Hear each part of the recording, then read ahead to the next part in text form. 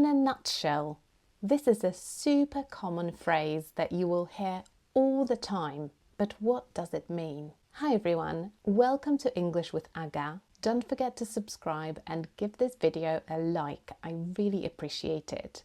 Also, get your English grammar booklet from the video description. This video is about 12 English phrases that will help you sound clever, smart, and more fluent when you're speaking English. Let's get started. By and large, what does it mean? It means generally speaking, or for the most part. For example, by and large, the weather in California is mild. So it is generally mild most of the time. By and large, I'm happy with my job. So most of the time, or generally speaking, I like my job. I am happy with it mostly. In a nutshell, this is a super common phrase, very useful in everyday conversations, but also in work environments. It means briefly, in summary. So when you're explaining something, but you don't want to talk about the details, you can summarize it by using the phrase in a nutshell and then summarizing what you want to say. In a nutshell, here's what we need to do.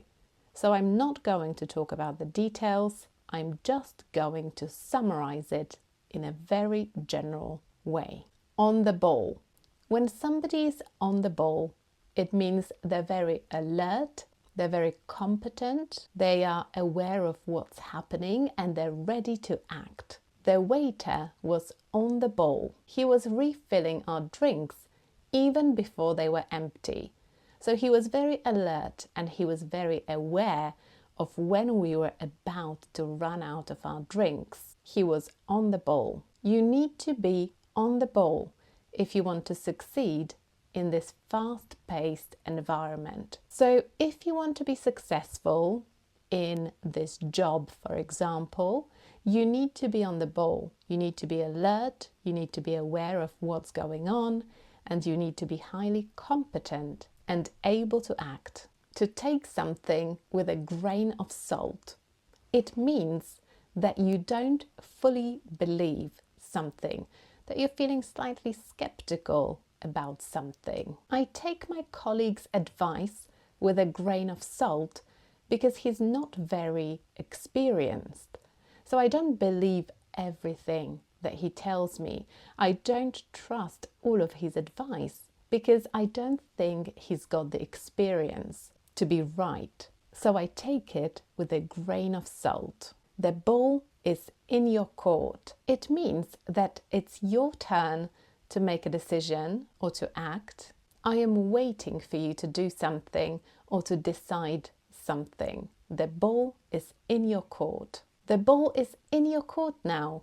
You need to decide what to do next. At the end of the day, this is very common again, and it's something that you say before you give the most important fact or piece of information, or something you say when you're giving your final opinion on something, after you've considered different options. For example, at the end of the day, it doesn't matter what other people think. So this is the most important piece of information I want to give you. At the end of the day, it doesn't matter what people think. I wanted to buy a new bike, but it was very, very expensive. And at the end of the day, it was just too much money to spend. It's something I said to give my final opinion on something after I considered all of my options. All things considered. This is quite similar. It means taking everything into account. All things considered, I think it was the right decision. So after considering everything, taking everything into account, I think it was the right decision. Food for thought. It is something to think about, something to consider. I'll give you some food for thought. So I will tell you something that you will then have to go away and think about. To give somebody the benefit of the doubt. It means to assume that somebody is innocent or well-intentioned, when in fact it appears that they are not innocent or they're doing something that is not well-intentioned. For example, my colleague seems quite mean, like he did something on purpose, something that wasn't very nice, but I'm going to give him the benefit of the doubt. So I'm not going to judge him. I'm going to wait to find out more information, and maybe he is actually innocent. So I'm going to assume that he is, unless I find out otherwise. So I'm going to give him the benefit of the doubt. It goes without saying. This is something you can say when something is so obvious that it should be understood without having to say it. It goes without saying that you should be on time for your job interview. So this is just so obvious. We all know that you have to be on time for a job interview, so we don't even have to say it, because it goes without saying. It goes without saying that you should treat other people with respect. Again, it's a rule that we are all aware of. It's something so obvious that we don't even have to say it. It goes without saying that we should treat other people with respect. To jump on the bandwagon. This is very common. It means to start doing something like a trend or an activity just because other people are doing it, just because it's fashionable, and not because you're actually interested in it. So for example, my friends are all joining this new social media platform, and I'm going to do the same thing because it's fashionable.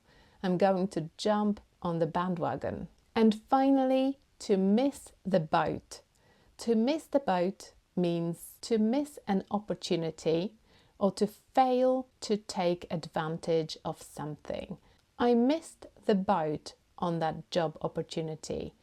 So there was a job that looked really interesting, but the deadline has passed and I haven't applied.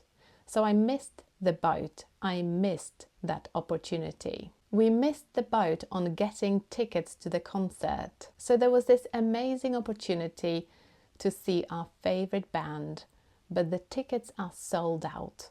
We can't get them anymore. We missed this opportunity. We missed the boat. In the comments, tell me one phrase that you've learned from this little lesson. And I encourage you to get your English grammar booklet from the video description as well, and subscribe to my channel for more content about English grammar and vocabulary. And I'll see you next time. Bye!